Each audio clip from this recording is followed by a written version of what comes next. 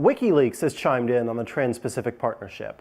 On Wednesday, it published a leaked proposal chapter of the TPP that shows how the wide-ranging international economic agreement, whose member countries account for 40% of the world's GDP, could put a damper on innovation and internet freedoms. The chapter published by WikiLeaks is perhaps the most controversial chapter of the TPP due to its wide-ranging effects on medicines, publishers, internet services, civil liberties, and biological patents.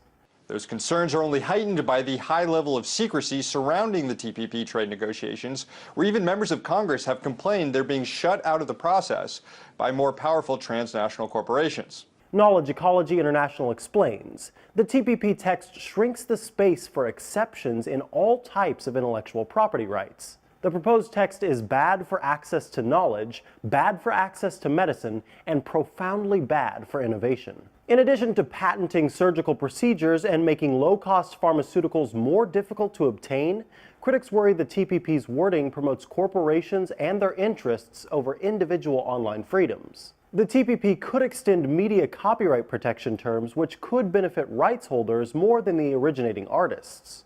It would prohibit temporary copies of media on the internet, which would hobble everything from web browsing to streaming media, and would require ISPs in participating countries to police users for copyright infringement and enact a three-strikes rule.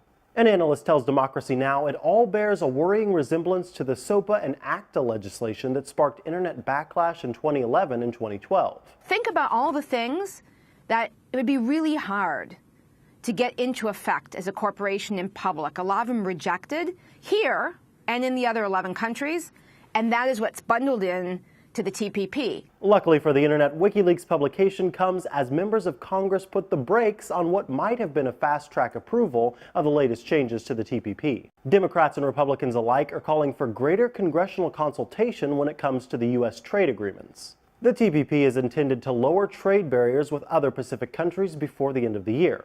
The latest round of talks is scheduled for November 19th in Salt Lake City. For Newsy, I'm Micah Sargent.